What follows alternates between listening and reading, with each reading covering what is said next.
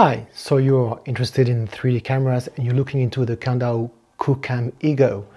Well, if you want to know what it is and what it can do, you come to the right place. First, a quick intro about me. I am a professional cinematographer, so I shoot with high-end cameras and I do feature films and TV series and that kind of stuff.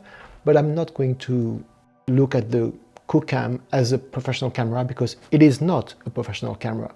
It is a consumer camera with a battery that lasts about 1 hour. However, I think it's good enough for shooting 3D. I'm actually shooting with it right now. The camera that is shooting me is the KANDAO Ego, and it's actually okay. It has 1080p per eye.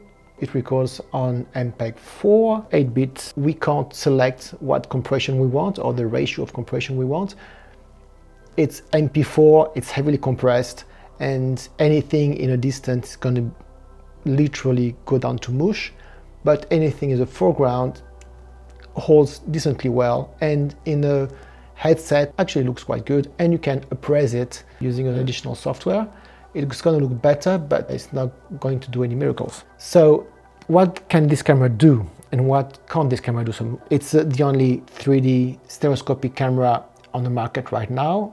We had the VR180s, but even those are discontinued, so this is pretty much the only solution now. It has no microphone inputs, it has no headphones out, because it is a very small camera and it is a consumer camera.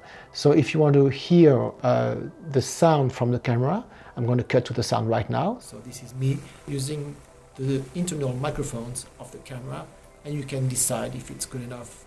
So the lenses are the equivalent of 28mm on a 35mm camera, so it's wide-ish.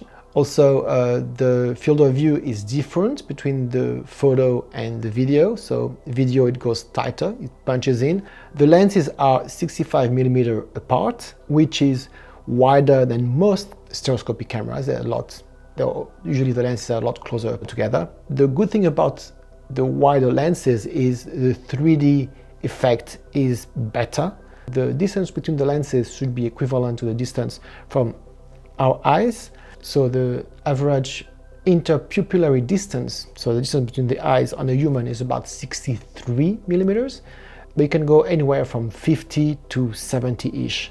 So 65 is pretty decent, and it does give you a good sense of three-dimensionality, which is what we really want on a 3D camera. The white balance is automatic, so there's no manual white balance. KANDAO, if you're looking at this, please give us control on the white balance. Exposure-wise, the camera only has auto exposure, so KANDAO, again, please give us manual exposure, or at least give us exposure lock.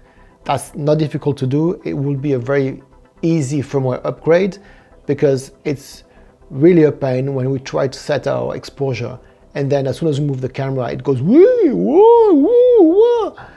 Come on. At least an exposure lock, so we can actually pan the camera and keep a decent exposure so we don't blow the highlights. Another issue with the exposure is it's a step exposure, so every time you move the camera, you will see it change in steps, which is really annoying and makes it unusable. From the last firmware upgrade, they did tackle that. Thank you, KANDAO. It's much better now. You can still see it, but it's a lot more controlled. But again, an exposure lock will solve that issue. Another point that I need to address is focus. So this camera has a fairly wide-ish sensor. So each sensor is a half-an-inch sensor. So it's fairly wide for a small camera. So it's fairly big. It's bigger than most sensors on phones. So that's really good. The issue is focus. There's no focus aids, there's no focus picking, so you can see what's in focus and what's not in focus. So it's basically impossible to know, unless you measure with a tape measure, it's impossible to see pretty much what's in focus. You got macro, portrait, and landscape. In macro, you got two different distances. So the first one starts at 25mm and goes into 35, which is roughly 0.9 feet to 1.2 feet. And then the second macro goes from 30 centimeters to 50 centimeters, which is roughly 1.1 to 1.7 feet. And then in portrait, you got two modes. The first one goes from 40 to 70 centimeters, which is roughly a 1.3 to 2.3 feet. And the second one goes from 70 to 1 meter, which is 2.2 to 3.7 feet. In this case, I'm roughly at 70 centimeters from the camera, so I had to change the focus so it's correct on me. But does it work? I don't know. I will see in post, and so will you. I'm not going to redo this because of that. And then the last mode is landscape, which is from 1 meter to infinity and beyond, which is the safest way to shoot. Just put it in infinity and you know that everything from 1 meter onwards will be sharp.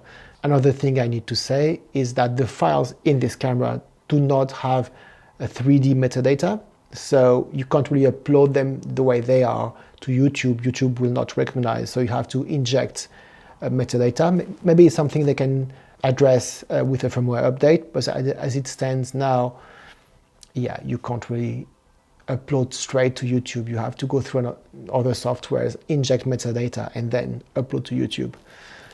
Stabilization. The camera doesn't have in-body stabilization or doesn't do stabilization in camera, but you can do it through the app. The app is quite simple, it's quite useful. You can download the footage, then upload it to whatever you want. You can preview what you're doing. It's a simple app, but it works. Photo-wise, the camera shoots JPEG, 4,000 per 3,000 pixels. Yeah, 4,000 by 3,000 pixels, which is quite okay. It's literally 4K. But because it's side by side, so the total resolution on the side by side is going to be 8,000 by 4,000, which is pretty big. So the photos are a decent quality, and there's not, they don't have the issue of the compression that the video has. So photos are quite okay. Okay, that's it. The last thing I will say is maybe a consideration about 3D. Will 3D come back? The only thing we know for sure is that all the previous iterations of 3D have failed, so it was a success in that way, successful failure, because mostly the change was not pushed by the consumer, it was pushed by the manufacturers. They wanted to sell more stuff.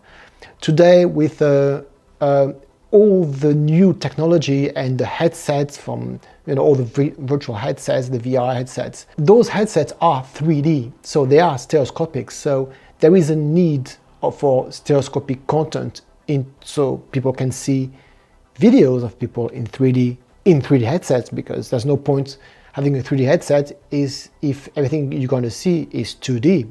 So in that sense, there is a push from the consumers towards 3D, which might make this a bit more successful.